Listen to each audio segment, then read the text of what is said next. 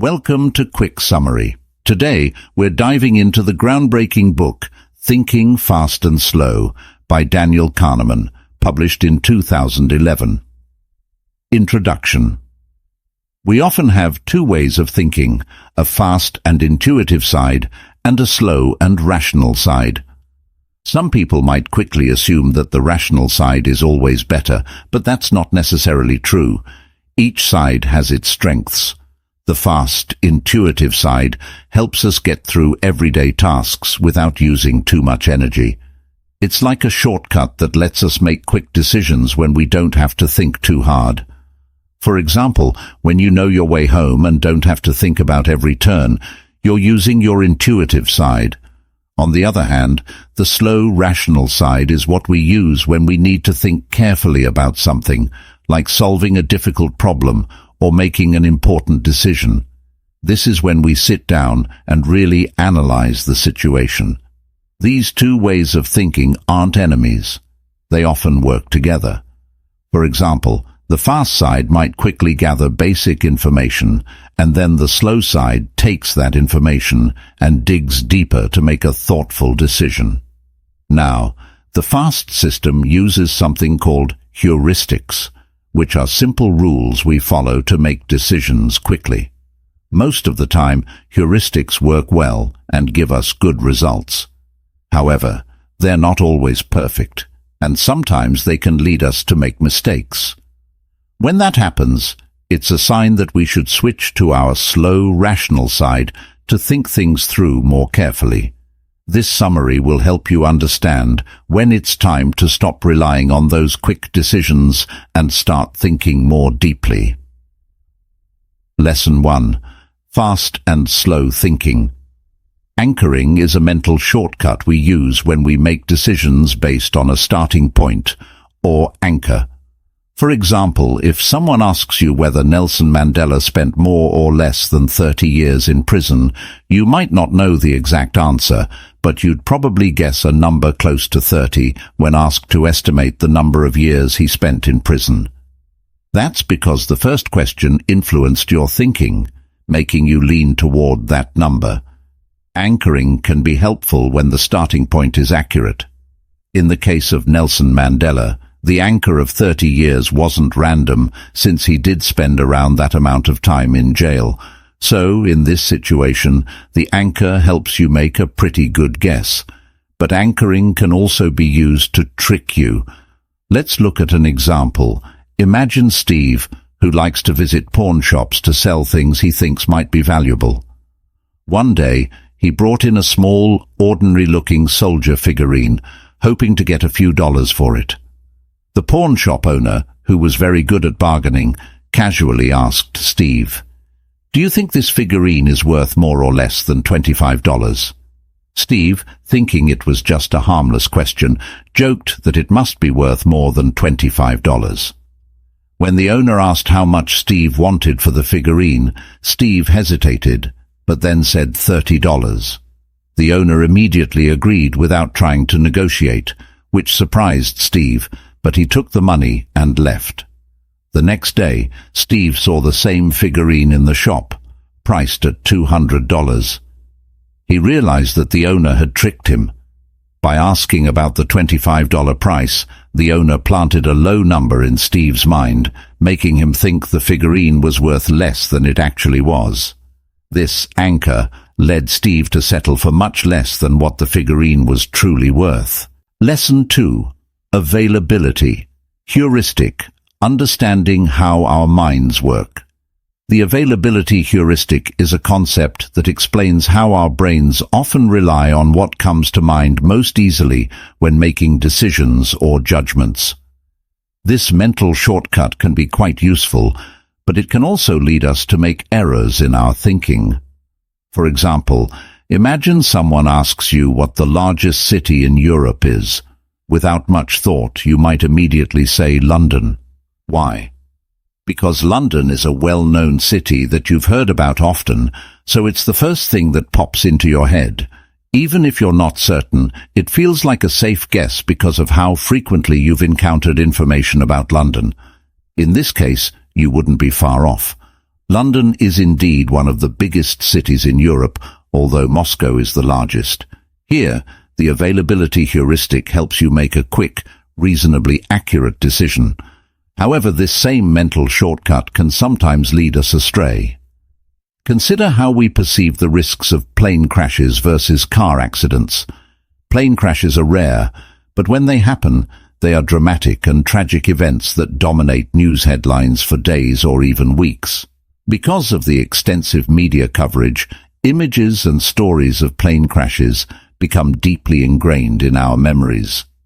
If you were to ask people who regularly watch the news which is more likely, a plane crash or a car accident, they might instinctively say a plane crash, even though statistically, car accidents are far more common and deadly.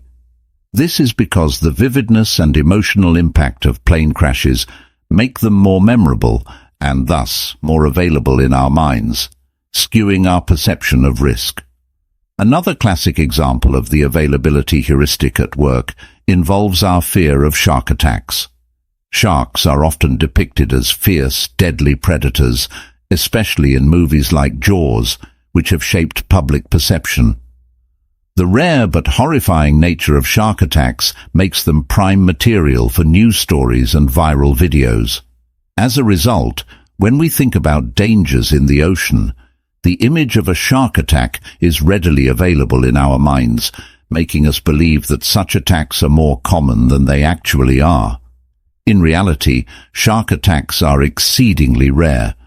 In fact, you're statistically more likely to be killed by something as random as debris falling from an airplane than by a shark. Yet, because shark attacks are so vivid and terrifying, they occupy a disproportionately large space in our minds, making the danger seem much greater than it truly is. The availability heuristic teaches us an important lesson about how our minds work. It shows that our judgments and decisions are often influenced by how easily certain information comes to mind, rather than by how likely or true that information actually is. This can be helpful in some situations, allowing us to make quick decisions without needing to analyze every detail. But it can also lead us to overestimate risks, misunderstand probabilities, and make choices based on fear rather than facts. To overcome the limitations of the availability heuristic, it's important to be aware of this mental shortcut and actively question whether the information that comes to mind is truly representative of reality. By doing so, we can make more informed and rational decisions rather than simply relying on what is most available in our memories. The sunk cost fallacy happens when people keep putting money, time, or effort into something that isn't working out, even though it's clear that continuing is a bad idea. This usually happens because people don't want to admit they made a mistake, so they keep going to avoid feeling regret or losing face. A famous example of this is the Concorde fallacy, named after the Concorde airplane project. The Concorde was a joint venture between the UK and French governments, meant to be a revolutionary aircraft. However, it soon became clear that the project was not economically viable, and the planes were considered unsafe. Despite these issues, the governments kept pouring money into the project because they had already invested so much. The thought of admitting failure and walking away was too difficult for them, so they continued to support a project that was destined to fail. This fallacy shows how people can get trapped by their past decisions, unable to cut their losses even when it's the smarter move. It's a reminder that it's important to recognize when something isn't working and have the courage to stop, even if it means admitting you were wrong in the first place. Lesson 3. Farming. Framing is a powerful concept in psychology and communication, where the way information is presented can significantly influence how people understand and respond to it. This technique is used extensively in media and marketing to shape public perception and guide decision-making, even though the underlying facts remain unchanged. To illustrate how framing works, Consider how a question about a medical procedure can be framed. If you're asked, would you agree to a medical procedure that has a 90% chance of survival? The focus is on the high probability of a positive outcome, which makes the procedure seem like a good choice. In contrast, if the question is framed as, would you agree to a medical procedure that has a 10% chance of death? The emphasis shifts to the risk of a negative outcome, leading to greater reluctance. This difference in framing can heavily influence a person's decision, even though both questions are about the same procedure. This concept also applies in everyday scenarios. For example, if Chris, who enjoys going to parties but is hesitant about attending, is persuaded by his friends who only highlight the fun and enjoyable aspects of past parties, he is more likely to agree to go. By focusing solely on the positive experiences and omitting any negative aspects, his friends are framing the invitation in a way that makes it more appealing. In the realm of news reporting, framing can drastically alter how an event is perceived. Take a rescue mission where most of a town's people were saved, but some were killed by terrorists. If the news report highlights that the town was saved and more than 10,000 lives were rescued, it frames the mission as a success and emphasizes the positive outcome. On the other hand, if the report states, "Did we save lives at the cost of innocent deaths? More than 50 civilians were killed in a mission of doubtful success," it frames the mission in a negative light, focusing on the casualties and questioning the mission's success. Both statements present factual information, but use framing to evoke different emotional responses and interpretations. Understanding the impact of framing is crucial because it affects our perceptions and judgments about the information we receive. Recognizing that framing can shape our opinions and decisions can help us become more critical consumers of information. It's important to be aware of how information is framed so we can make more informed decisions and avoid being swayed by biased presentations. By being mindful of framing techniques, we can better navigate the complex world of media, marketing, and communication, ensuring that our decisions are based on a balanced understanding of the facts. Lesson 4. Overconfidence. Overconfidence often goes hand in hand with the sunk cost fallacy. Essentially, overconfidence means being overly sure of your plans or abilities, leading you to ignore potential problems and risks. When people start a new business or project, they tend to focus only on a few optimistic factors and ignore other, less obvious risks. They often forget to consider random, unexpected events that could go wrong, which makes their situation even worse. Take the example of the Concorde, the supersonic airplane. The designers of the Concorde were extremely confident about their plane. They focused on its impressive features, like its speed and luxury, without fully considering the risks. They thought it was a groundbreaking success waiting to happen. However, they underestimated serious issues like safety concerns and low demand for such a costly and fast plane. This overconfidence led them to continue investing money into the Concorde, even after it was clear that it was not a successful or sustainable project. Instead of acknowledging their mistakes, they kept pouring money into it, a classic example of the sunk cost fallacy. In summary, overconfidence can make people ignore important risks and problems, leading them to make poor decisions and persist with failing projects. Being aware of this tendency can help you make more balanced and realistic decisions. Lesson 5. Effective forecasting. Effective forecasting involves predicting how we'll feel in the future, but it's often flawed. One major mistake in forecasting is called impact bias. This happens when we overestimate how much happiness or satisfaction we'll get from future events, like vacations. For example, think about planning a vacation. We get very excited and have high expectations because we imagine the trip will be perfect. We focus on how great it will be to take a break from work and enjoy ourselves. However, this excitement often leads us to overestimate just how happy we'll be. This can result in disappointment when the actual experience doesn't live up to our idealized expectations. A good example of this is something called Paris syndrome, especially seen in Japanese tourists.